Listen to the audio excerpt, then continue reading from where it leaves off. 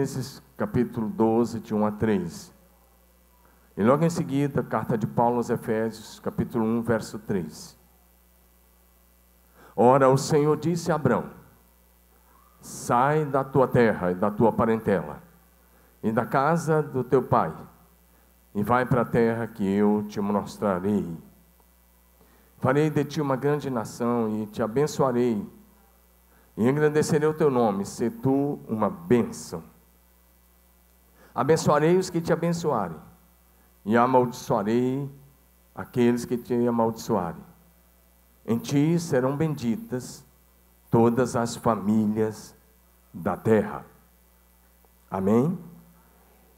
Efésios 1, 3. Se você está em Cristo, essa palavra já é de cara para o seu coração. Bendito seja o Deus e Pai de nosso Senhor Jesus Cristo, o qual nos abençoou com todas as bênçãos espirituais nas regiões celestes em Cristo. Nós estamos nesses dias, nesses domingos, pregando uma série de mensagens com o tema Uma Vida Abençoada. Diga isso comigo, vamos lá? Diga de novo. Estamos pegando essa série de mensagens, vamos continuar nos próximos domingos. E hoje eu quero olhar para vocês especialmente sobre os benefícios de uma vida abençoada. Não perca por nada. Então, a partir de agora, só se locomova se for extremamente necessário. Porque o inimigo não quer que você seja abençoado, mas Deus quer. E você está no lugar certo, na hora certa, com as pessoas certas, diante da pessoa certa, que é Jesus, que quer te abençoar muito nessa noite. Diga amém. Então, levante sua mão e vamos orar. Senhor, nós nos levantamos em teu nome, e essa é a tua palavra, e nós vamos ministrar a tua palavra na tua autoridade, Senhor Jesus, porque toda autoridade te foi dada no céu e na terra. Portanto, não sobrou nenhuma autoridade para o diabo e os seus demônios. Por isso nós neutralizamos neste lugar toda obra maligna. Caia por terra agora. Nós declaramos que nenhum demônio tem lugar nesta casa, porque nesta casa está a manifestação da glória de Deus. Para isso Jesus Cristo se manifestou, para destruir as obras do diabo. Portanto, toda obra do diabo contra qualquer pessoa aqui agora está aniquilada agora, está desfeita agora, pelo poder do nome de Jesus, no poder do sangue de Jesus e na autoridade de Jesus. Eu declaro que você é livre, é livre, é livre em Cristo Jesus, para receber a palavra, para receber a revelação da palavra, e para ser poderosamente abençoado nessa noite. Em nome de Jesus Cristo de Nazaré, o nome que é sobre todo nome, no céu, na terra e debaixo da terra. Em nome de Jesus, dá um lindo aplauso a Ele.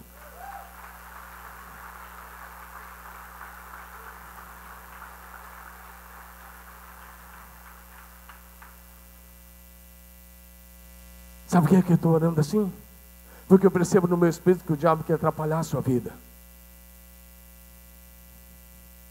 Mal nós começamos o culto, alguém passa mal. Mal nós começamos o culto, o outro fica possesso. Então alguma coisa o diabo está tentando contra a sua vida.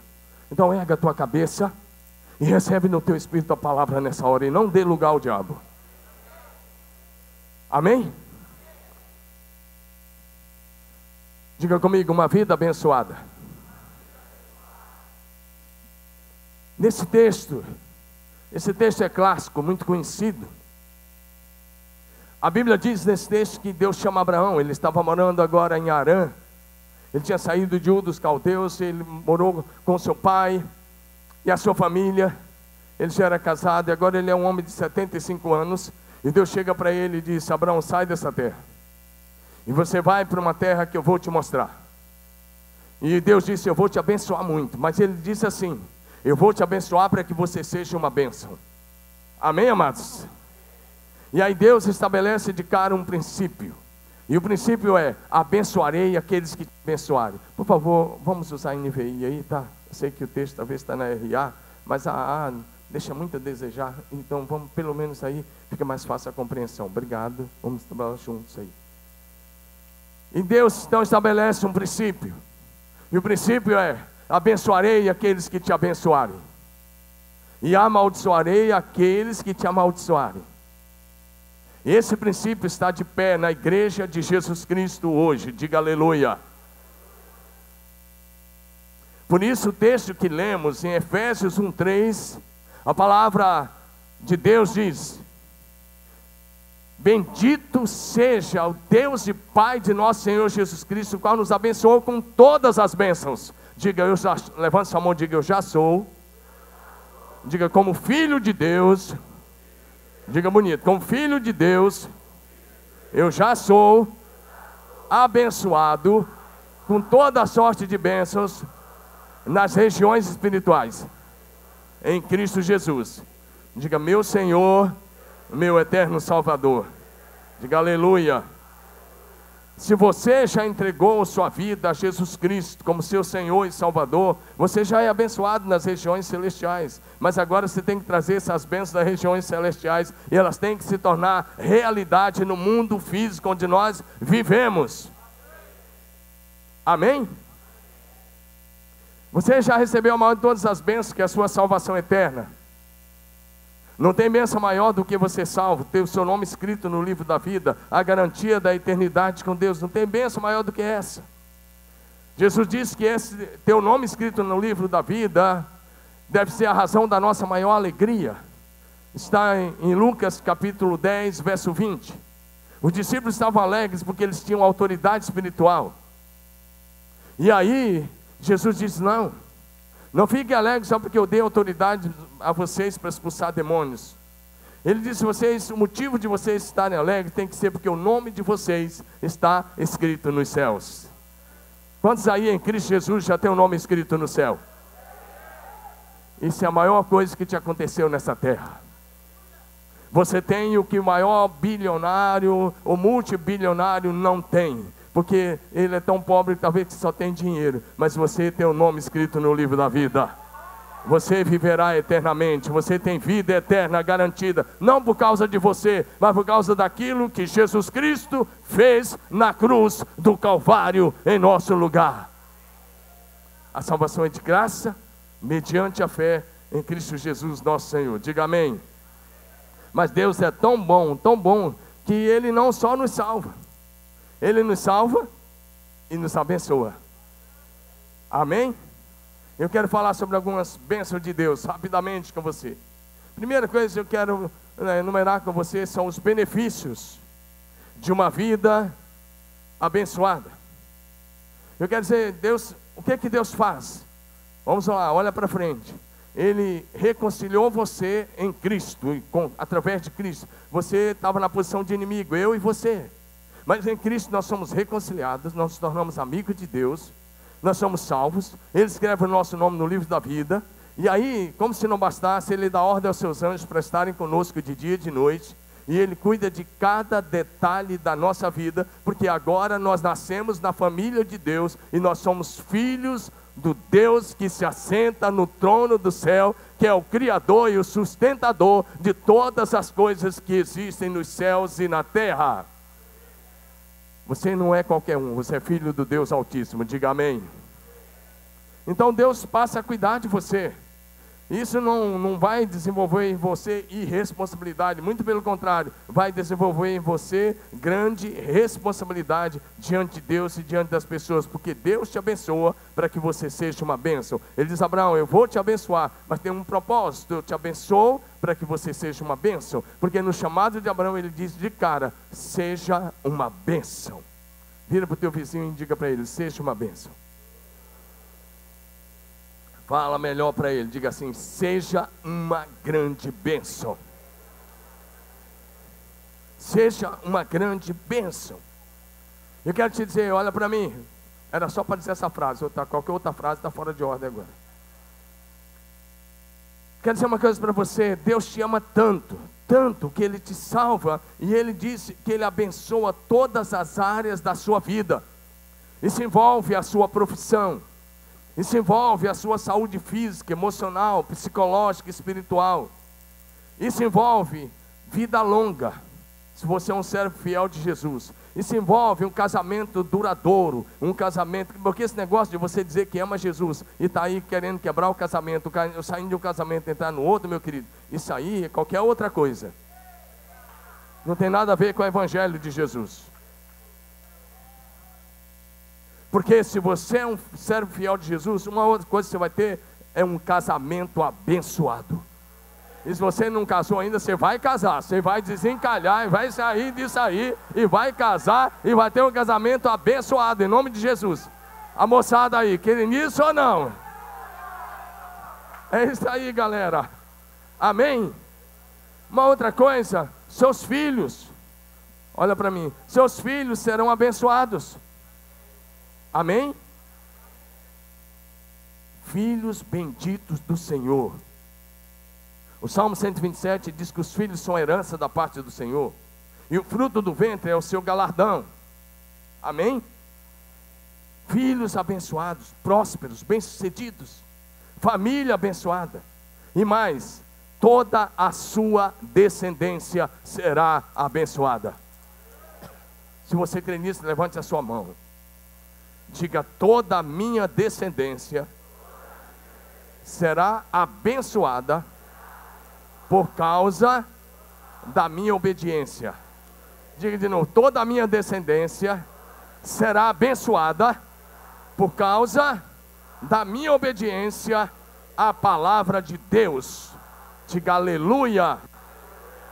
Amém.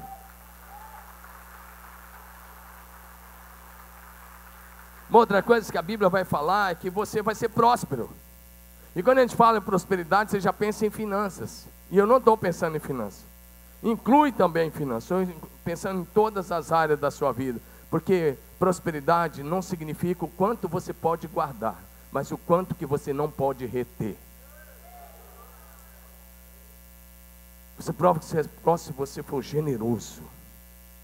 E se você é alguém que não retém, você abençoa a causa de Deus, a casa de Deus e o povo de Deus e aqueles que ainda não são, mas um dia serão filhos de Deus. Amém, queridos? A Bíblia diz sobre José, que é vendido pelos seus irmãos, e ele é vendido no Egito de novo, os ismaelitas compram e vendem ele no Egito, aos 17 anos, mas a Bíblia diz que Deus era com ele. E a partir do capítulo 39 de Gênesis, a Bíblia vai falando da bênção de José, da bênção de Deus sobre José. E a Bíblia começa a dizer assim, que onde ele colocava as mãos, o Senhor fazia prosperar. Coloque assim suas mãos. Coloca. Oferece elas para Deus. Diga: eu não tenho mais mãos, elas são de Jesus. Diga: as minhas mãos são uma extensão física das mãos de Jesus, para abençoar, para cuidar, para levantar o caído, restaurar o abatido.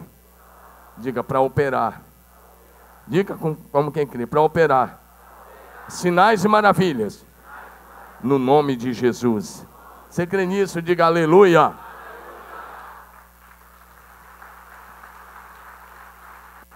E tem mais: se você andar debaixo da cultura da bênção do céu, seu patrão vai ser abençoado, seus colegas de trabalho serão abençoados. O texto de Gênesis vai dizer que Deus passou a abençoar a casa do Potifar por amor a José.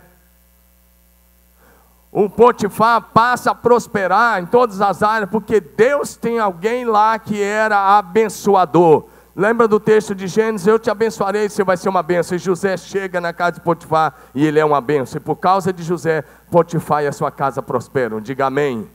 Então olha para mim, se você é um filho de Deus, onde você estiver, tem que ter prosperidade do céu lá onde você está trabalhando.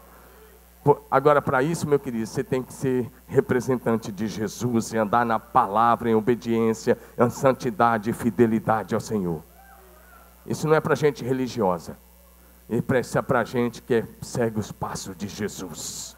Isso é para imitadores de Cristo. Nós não queremos religiosos aqui. Nós não temos religiosos, amém? Quantos imitadores de Cristo nós temos aqui? E se você não levantou a mão, você está imitando quem? Eu te encorajo a ser um imitador de Jesus, a ser um abençoador. Diga aleluia. Sabe de uma coisa? Sua família será abençoada. A Bíblia diz em Atos 16:31, crê no Senhor Jesus Cristo e serás salvo tu e a tua casa. Quantos tem parentes aí que precisam ser salvos? Algum familiar seu precisa ser salvo? Coloca o nome dele em oração a partir de hoje, e eles serão salvos. Deixa eu dizer isso, me permite contar uma particularidade. Eu entreguei minha vida a Jesus, eu tinha 16 anos de idade. Direto do túnel do templo, eu tinha 16 anos. E agora eu fiz 56, então você já sabe aí. Mas deixa eu dizer uma coisa. Há 40 anos atrás eu era um garoto, magro, e que os caras me chamavam de cabeção, meus amigos de escola. Mas a minha mãe nunca aceitou isso. Eu ficava bravo quando eu era criança pequena, que eles chamavam de cabeção. Eram os moleques lá da rua, meus amigos. Jogava peteca junto, aquelas bolas de gude, essas coisas todas. E aí a minha mãe falava, não, filho, cabeça grande é sinal de inteligência. E eu decidi acreditar que ela tinha razão, rapaz. E venci. Agora, com 16 anos, entreguei minha vida a Jesus, e minha família não era convertida. E poucos anos depois, eu fui para o seminário. Agora, dia 7 de julho, eu vou fazer já 30 anos que fui ordenado pastor. Eu fiquei 4 anos no seminário, fazendo a faculdade teológica. E até ir para o seminário, só minha mãe que ia na igreja, com meu irmãozinho mais novo, ela ia, mas não era batizada. Eu batizei minha mãe em 1998. E Deus foi salvando a minha família. E Deus foi salvando a minha família. E Deus foi tirando meus irmãos, de todos os meus irmãos, só um que ainda não está 100% na igreja. Mas ele já é um servo de Jesus, ele só precisa ser comunicado disso.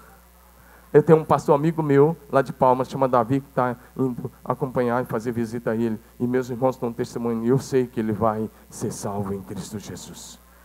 Hoje meus irmãos, minha mãe, minha família, meus sobrinhos, todos servindo a Jesus. Talvez tenha 1 ou 2 que não servem, e eu tenho uns 13, 14 sobrinhos, muita gente.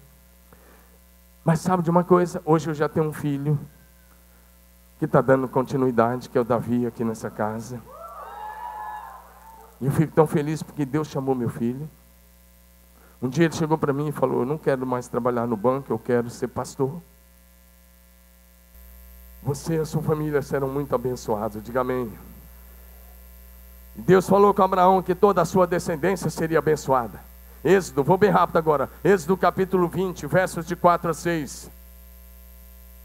Êxodo 20, versos de 4 a 6. Não farás para ti nenhum ídolo, nenhuma imagem de qualquer coisa no céu, na terra, nem nas águas debaixo da terra. Não te prostrarás diante deles, nem lhes prestarás culto, porque eu, Senhor teu Deus, sou Deus zeloso, que castiga os filhos pelos pecados de seus pais, até a 3ª e 4ª geração daqueles que me desprezam. Eu sei que a NVI talvez vai ser um pouquinho diferente, mas em vez de trato com bondade, a NVI uma versão, aí ele diz assim, eu abençoo até 1000 gerações daqueles que me amam e praticam os meus mandamentos. Daqueles que me amam e praticam meus mandamentos, diga amém. Ser abençoado é uma escolha. Você sabia que ser abençoado é uma escolha? Quantos escolhem ser abençoados aqui hoje à noite? Se você não levantou a mão, eu estou entendendo mesmo. Quantos escolhem ser abençoados? Eu duvido que você torcer para o Brasil hoje já. Vai, Neymar, vai. Eu sei que vocês gritaram. Aí para Deus que te abençoa, você fica dando um amém, levantando meio braço, um michuruca desse. Meu irmão, participa comigo. O Senhor te arrancou, foi do inferno, da perdição eterna, e te deu um nome que jamais se apagará. Te deu esperança, razão de você viver. Amém? Presta atenção nisso. Ele disse: eu abençoo até 1000 gerações. Por que eu disse que ser abençoado é uma escolha? Deuteronômio 30, 19. Deuteronômio capítulo 30, olha para mim, verso 19, diz assim: hoje eu invoco os céus e a terra como testemunha contra vocês, que coloquei diante de vocês a vida e a morte, a bênção e a maldição. Ele disse: escolham a vida para que vocês vivam, vocês e seus filhos. Olha para mim, querido. Ser abençoado é uma escolha. É quando você escolhe andar com Deus. É quando você escolhe obedecer a Deus. É quando você escolhe andar nos caminhos de Deus. Diga aleluia. É quando você escolhe obedecer a palavra e andar na palavra. Eu quero dizer uma coisa, uma outra coisa. Se você viver a cultura da bênção e andar na palavra em obediência, sabe o que Deus se compromete? Deus se compromete que Ele mesmo vai derrotar os seus inimigos. Deuteronômio 8, verso 7. Ele disse: o Senhor fará que os seus inimigos, Deuteronômio 8, 7. Ele fará que os seus inimigos que vierem contra ti, eles podem vir por um caminho, mas eles fugirão por 7 caminhos. Deuteronômio 28, versículo 7. Aí está 8, 7. 28, 7, ok? O Senhor concederá que sejam derrotados diante de vocês os inimigos que os atacarem. Virão a vocês por um caminho, mas fugirão por 7 caminhos. Diga amém. Olha para mim, querido, nada é mais importante do que essa palavra. Não deixe o inimigo roubar essa palavra de você. Diga aleluia. Outra coisa que a Bíblia fala é da provisão de Deus. Diga provisão divina.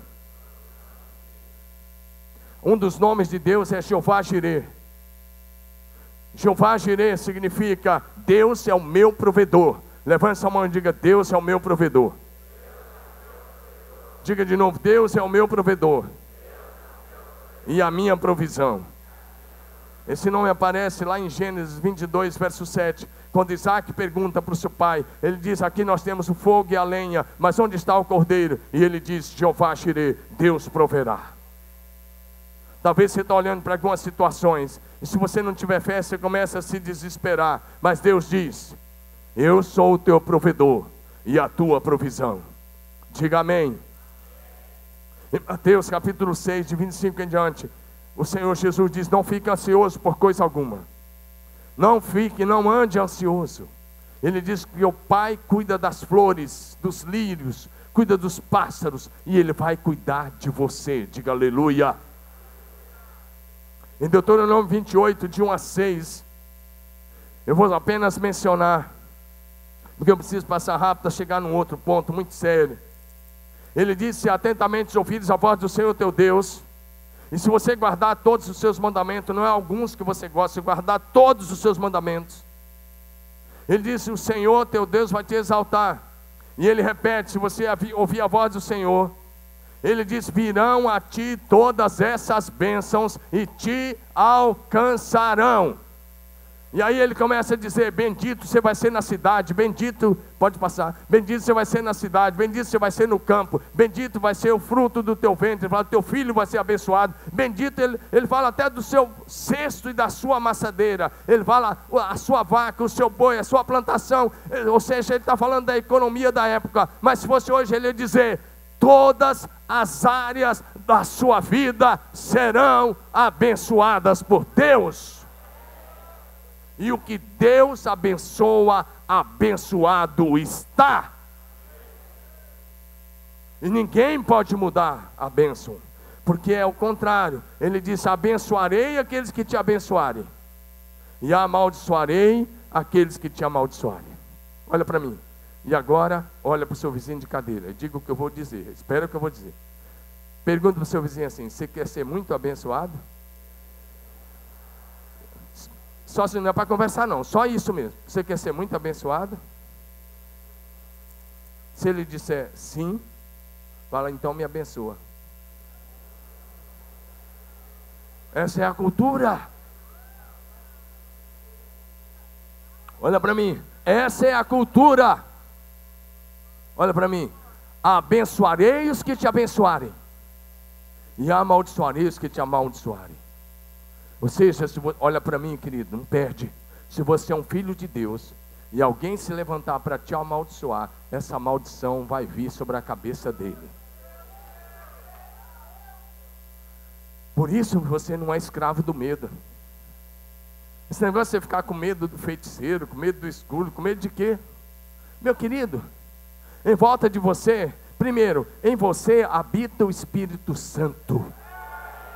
E o Espírito Santo de Deus que habita em você é onipotente, onipresente e onisciente. Ele tem todo o poder no céu e na terra. O Espírito de Deus que habita em você é maior do que todo o poder do diabo que age neste mundo. É maior do que todo o poder do inferno. O Espírito Santo é maior do que todo o poder do inferno que existe nessa terra. E Ele habita em você. Levanta a mão e diga assim: maior, infinitamente maior, é aquele que habita em mim do que aquele que age nesse mundo. Então você tem que levantar a sua cabeça. Você é um homem de Deus, uma mulher de Deus, cheio do Espírito de Deus. E Ele não te deu espírito de medo, mas de poder, de amor e de equilíbrio. Quantos recebem essa palavra? E Deus vai além. Deus vai muito além. Ele diz lá em Êxodo 33, 22, Ele diz: se vocês me obedecerem, serei inimigo dos teus inimigos. Serei inimigo dos teus inimigos e adversário dos teus adversários. Diga amém. Amém. Será que eu citei errado aí o texto? Eu espero que não. Espero que ainda não, mas está aí. É só mais um segundo e eu vou conferir. Êxodo 23, 22. Isso, eu tive que usar um óculos aqui. Eu estou pregando sem óculos porque eu estou chorando só de um olho hoje. Eu não sei, estou com o olho lacrimejando e eu não quis usar. Chorar só com o olho é duro. É complicado. Olha para frente. Se vocês ouvirem atentamente o que ele disser, estou falando do anjo dele, e fizerem tudo o que eles ordenam, serei inimigo dos seus inimigos e adversário dos seus adversários. Meu querido, se Deus for o adversário de alguém, esse cara está perdido, não tem saída. Eu te pergunto, qual é o advogado que ele vai contratar para vencer Deus?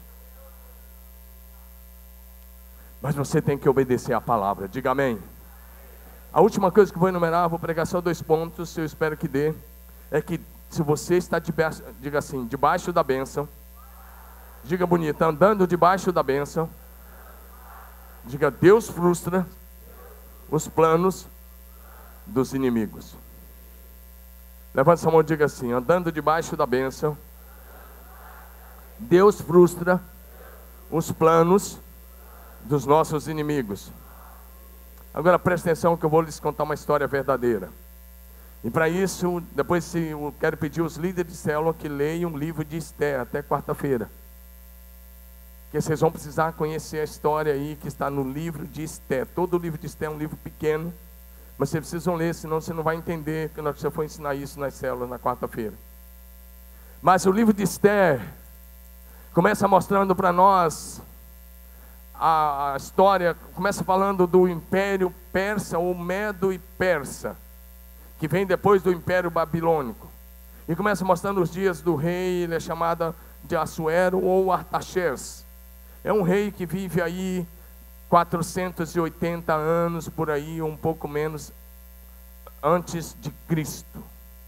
O contexto é o seguinte, presta atenção. Muitos judeus tinham voltado do cativeiro da Babilônia para Jerusalém, Israel. Mas boa parte ficou na Babilônia. Ficaram lá, porque estavam prosperando, estavam bem de vida, e eles não quiseram voltar. Os que voltaram foram sob a liderança de Esdras, de Zorobabel, de Esdras e de Neemias.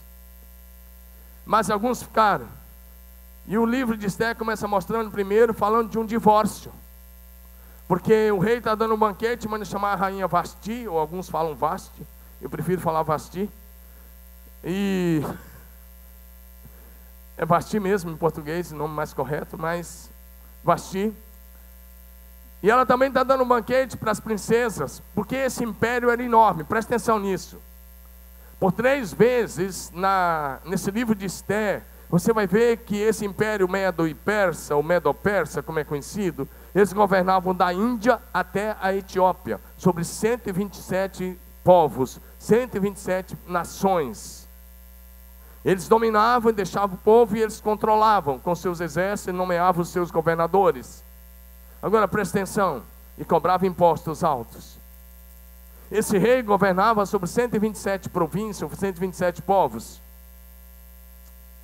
E ele se divorcia porque a mulher, a rainha Vasti, ela não obedece e não vai quando ele manda chamar.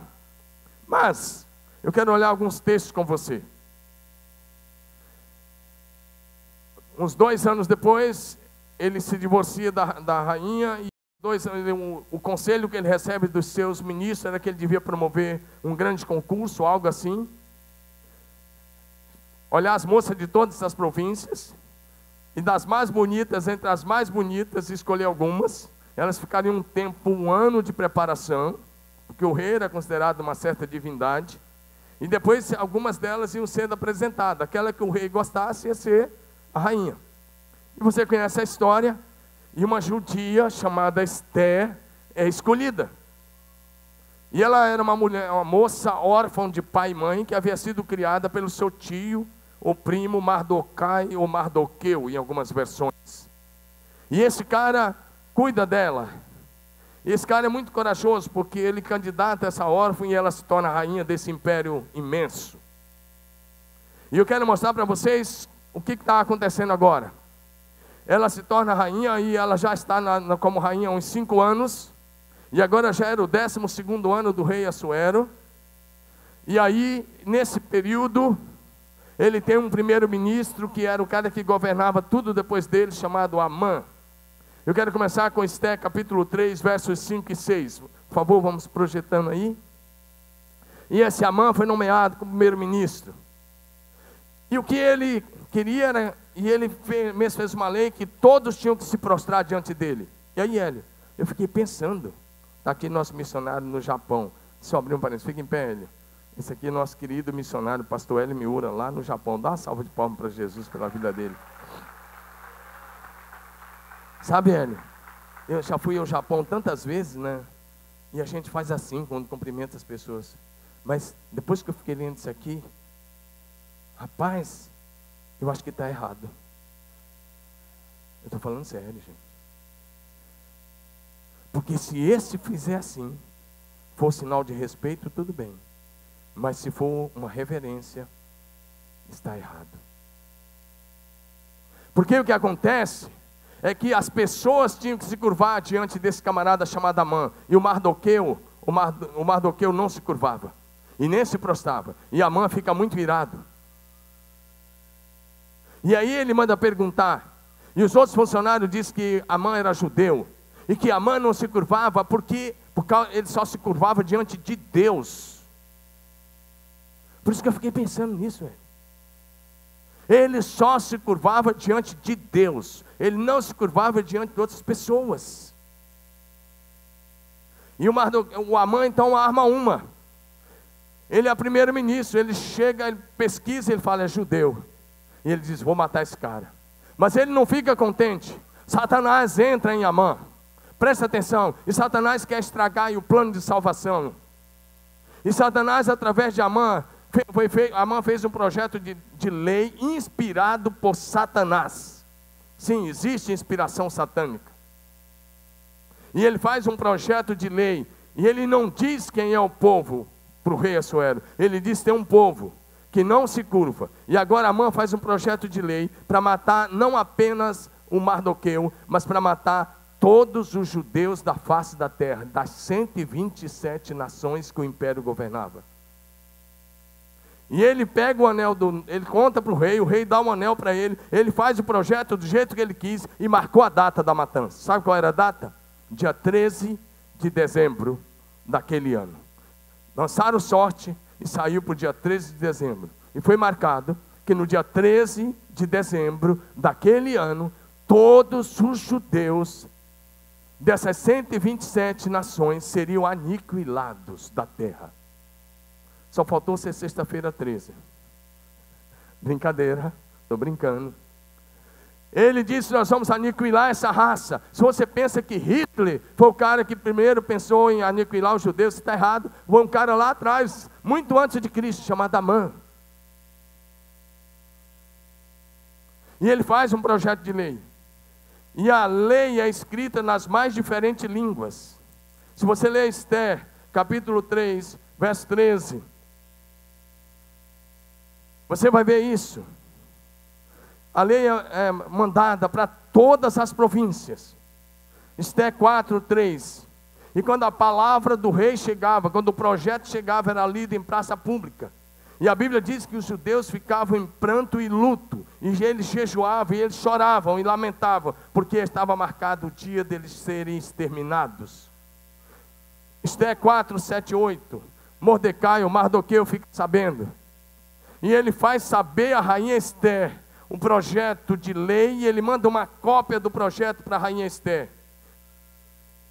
E a rainha Esther lê o projeto, e ela diz primeiro que não dá para fazer nada, e Mardoqueu manda um recado para ela, dizendo: se você se calar, Esther agora capítulo 4, versos 13 a 17, ele manda um recado para ela: se você se calar, de outra parte haverá livramento para os judeus, mas você e a casa do seu pai vão perecer.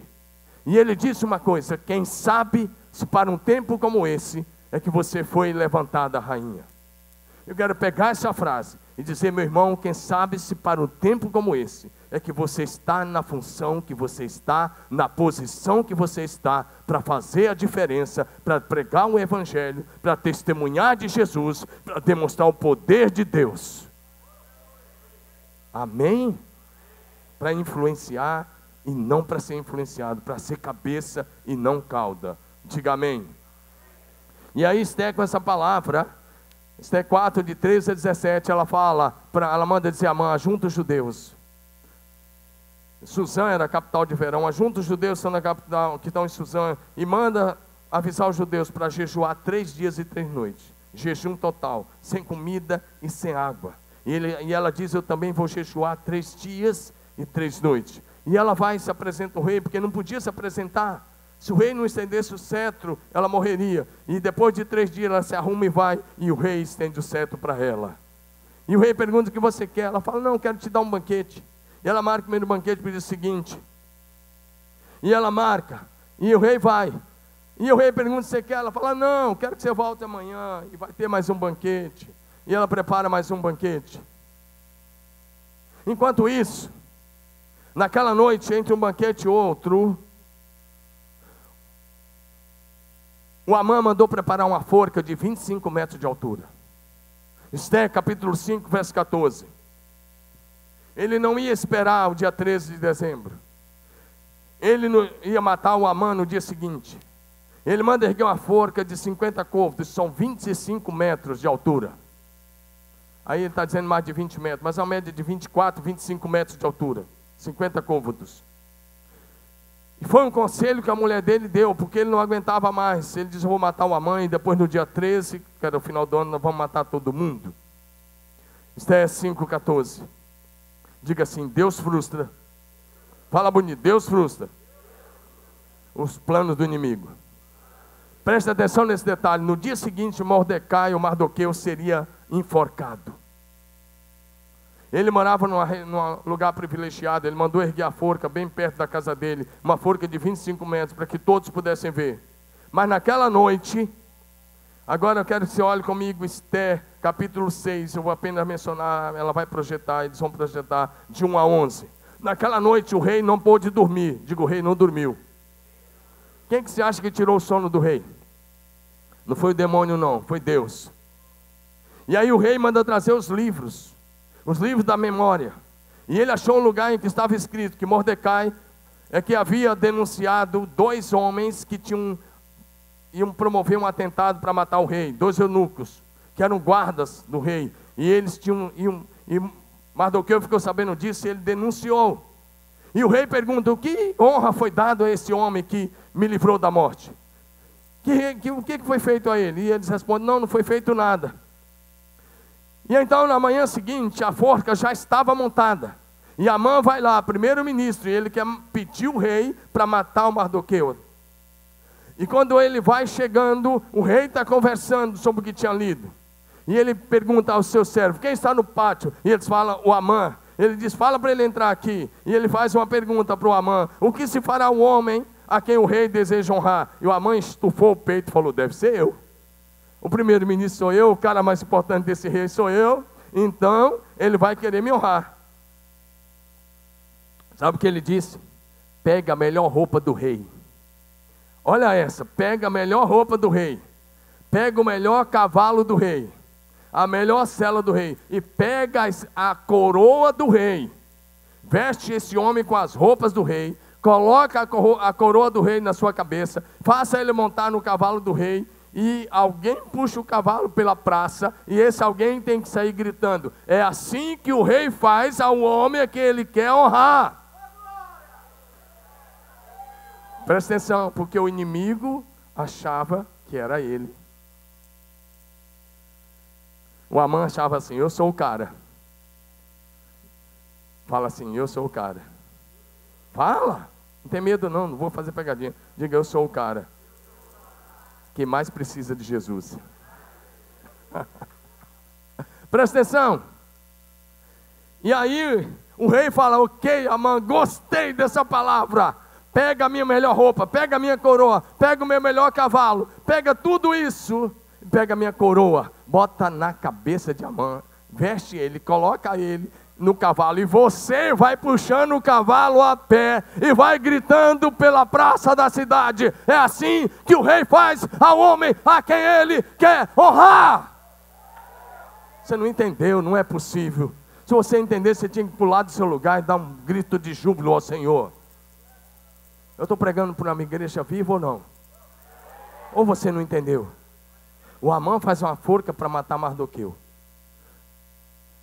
E agora ele tem que vestir Mardoqueu com a roupa do rei, colocar a coroa do rei na cabeça de Mardoqueu, pegar o cavalo do rei, e o cara que era o primeiro-ministro tem que sair apontando e falar: esse sim que é o cara que o rei quer honrar. Diga amém. Por que você não toma posse dessa palavra? Olha para mim, sai debaixo das ameaças. Não acredite na mentira do diabo. Deixa eu te liberar uma palavra sobre a tua cabeça. Todos os planos do inimigo contra ti tornar-se-ão em nada. Aqueles que se levantarem contra ti cairão diante de ti. Toda arma forjada contra ti não prosperará. Essa é a palavra de Deus sobre a sua vida.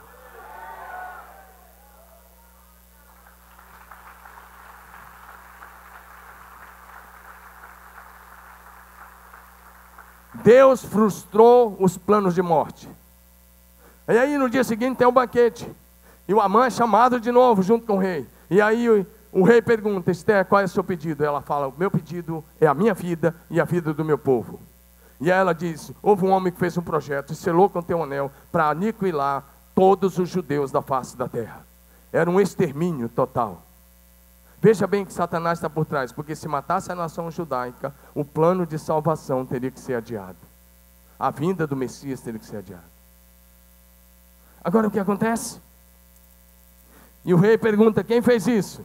E ela estende a mão e fala: o adversário está na mesa. Às vezes o adversário está na mesa. Amém? Eu estou olhando para Esté capítulo 7 agora, verso de 1 a 3, depois 5 e 6. Ela fala o adversário Amã, versos 5 e 6. E aí, quando ele fala assim, o rei já toma a decisão. O Amã, ele já sabe que vai morrer, porque o rei tinha prometido dar a rainha Esté até metade do reino. O que você pedir, ele disse, eu vou fazer. E ele não ia voltar atrás, tinha as testemunhas. E ela disse, eu quero a vida do meu povo e a minha vida. E aí foi aí que ela declarou que ela era uma judia. Esté capítulo 7, verso 9 e 10. O rei sai um pouco para o jardim. E quando o rei volta, o Amã estava caído aos pés de Esté. Esté 7, 9 e 10. E aí o rei fala, o quê? Além de tudo que você fez, agora você está querendo pegar minha esposa na minha frente. E aí um dos criados do rei, um dos servos do rei diz assim, ó, o Amã fez uma forca. Então ele fez uma forca, ele preparou uma forca para o Mardoqueu, que falou em defesa do rei. Aí que o rei fica mais irado, ele ia enforcar o cara que me salvou. Então disse o rei, enforcai-o nela. E enforcaram, pois, Amã na forca que ele tinha preparado para Mardoqueu. Então o furor do rei se aplacou. Diga amém. Amém. Não amargure o seu coração, não. Eu quero ir rapidamente. Olha o que o homem o que Deus faz. Deus, olha, levanta essa mão e diga assim, Deus transforma. Rapidamente, diga, Deus transforma a tristeza em alegria, o choro em festa, de celebração ao Senhor. Porque agora é feito um novo projeto de lei, dando liberdade aos judeus de todas as nações se defenderem, se armarem, e as autoridades do rei agora iam ajudar a defender os judeus. E no dia que era para ter a matança, não houve matança dos judeus. Os judeus mataram os seus adversários, porque era uma questão de sobrevivência. Mas olha o que acontece com Mardoqueu. Esté 8:15. O texto diz que Mardoqueu saiu da presença do rei com veste real, azul celeste e branco, como também com grande coroa de ouro e manto de linho fino e púrpura. E a cidade de Suzã exultou e se alegrou. Para os judeus houve felicidade, alegria, regozijo e honra. Diga aleluia. Deus faz os fiéis e leais prosperar. Esté 9, 3 e 4. Todos os príncipes das províncias, e os prefeitos, e os governadores, e os oficiais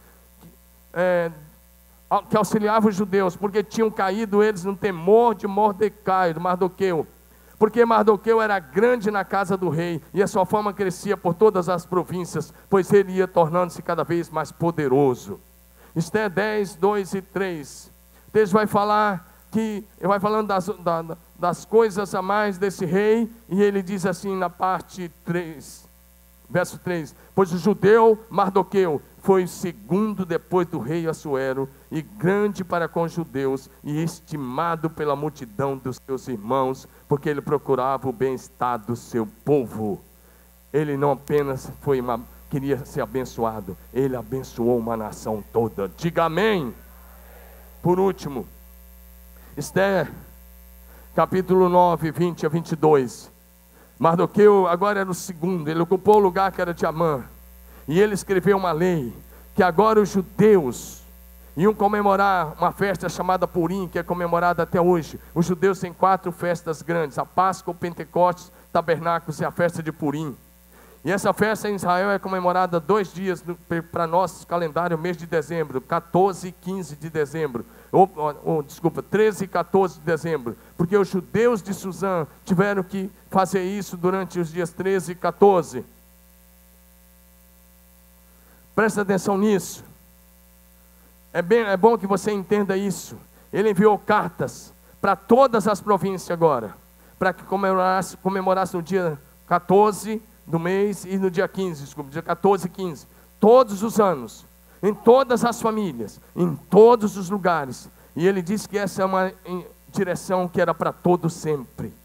Isso é 9 e 28. Ele diz: esses dias serão lembrados e comemorados de geração após geração, por todas as famílias, por todas as províncias, de todas as cidades, que esses dias de Purim jamais caducaria entre os judeus, em memória deles jamais se extinguiria entre os seus descendentes. no dia que era para ser dia da matança, tornou-se dia de festa, de celebração ao Senhor. Diga aleluia! Levanta sua mão e diga: Deus frustra os planos dos inimigos. O diabo veio para roubar, matar e destruir. O plano do diabo é roubar, pode baixar sua mão, é roubar a tua paz, é roubar a tua alegria, é destruir teu casamento, é destruir teus relacionamentos, é matar você eternamente. Mas Jesus veio para te dar vida e vida abundante. E os planos do inferno contra a tua vida são todos frustrados em Cristo Jesus. Mas você precisa estar em Jesus. Diga: eu preciso estar em Jesus. Diga aleluia. A Bíblia é muito clara. Então uma festa linda de 2 dias passou a ser celebrada. Deixa eu dizer uma coisa: Deus não mudou. O anjo do Senhor acampa-se ao redor daqueles que o temem e os livra. O Deus que frustrou os planos de Amã, o Deus que protegeu os judeus, é o nosso Deus. Quero concluir. Um dia o rei da Síria mandou um exército prender um profeta chamado Eliseu. Está em 2 Reis capítulo 6, os versos 13 a 17. Eu não vou ler, só vou mencionar.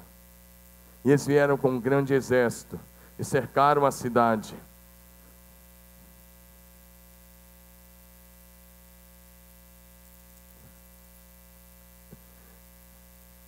Não, aqui é a notícia que os ônibus todos ainda não chegaram. Quando chegar a gente avisa. Então avisa quando chegar.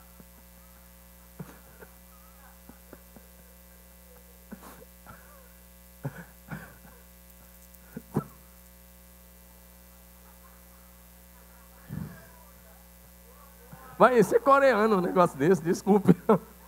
Estou brincando. Brincadeira coreana.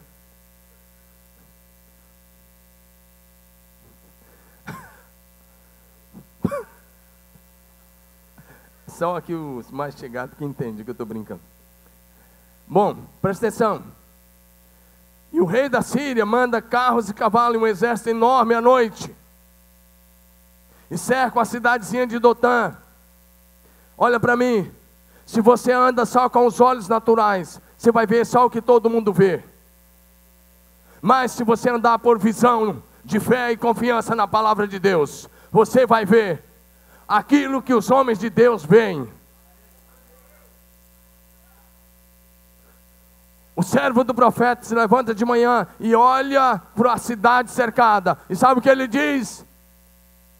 Ai, meu Senhor, que faremos? Estamos cercados. E Eliseu olha para ele, está só Eliseu e ele. E sabe o que Eliseu diz para o seu servo? Não tenha medo. Mais são os que estão conosco do que aqueles que estão com eles. Olha, respondeu o profeta: não tenha medo, aqueles que estão conosco são mais numerosos do que aqueles que estão com eles.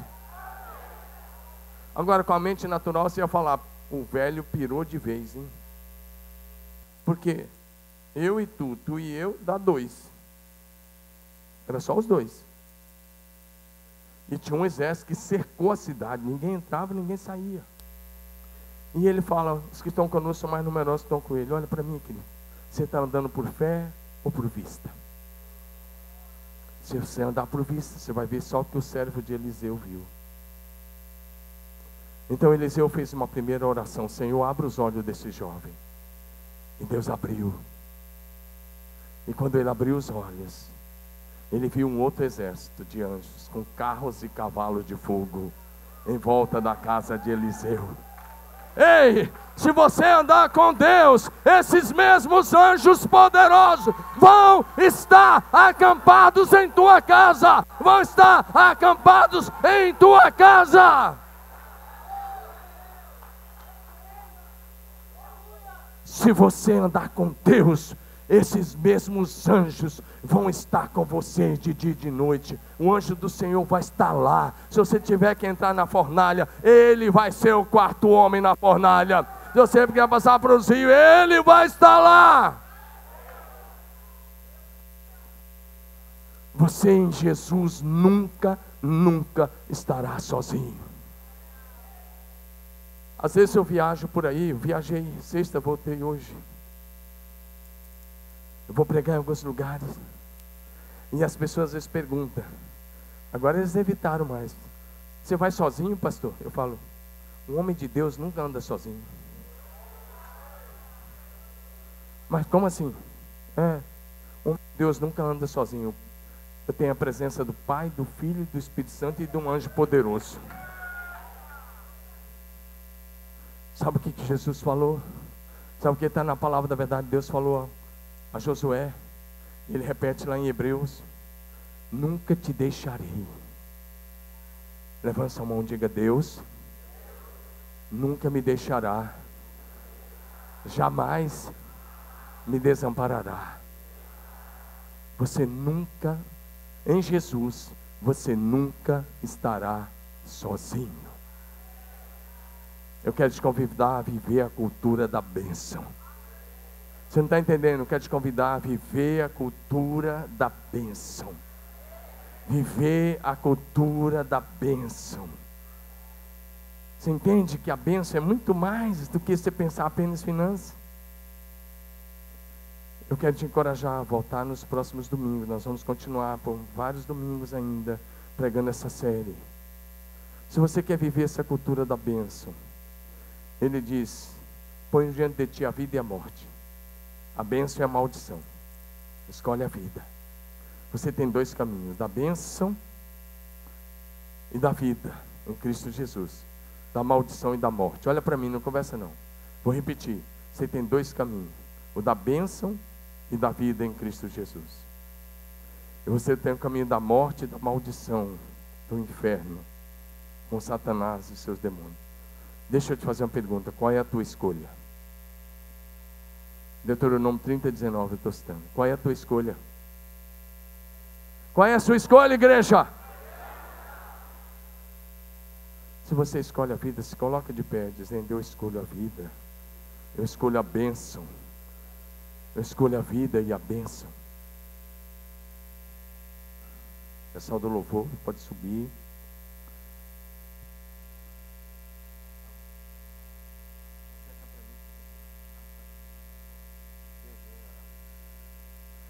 Eu quero orar com você, aí onde você está.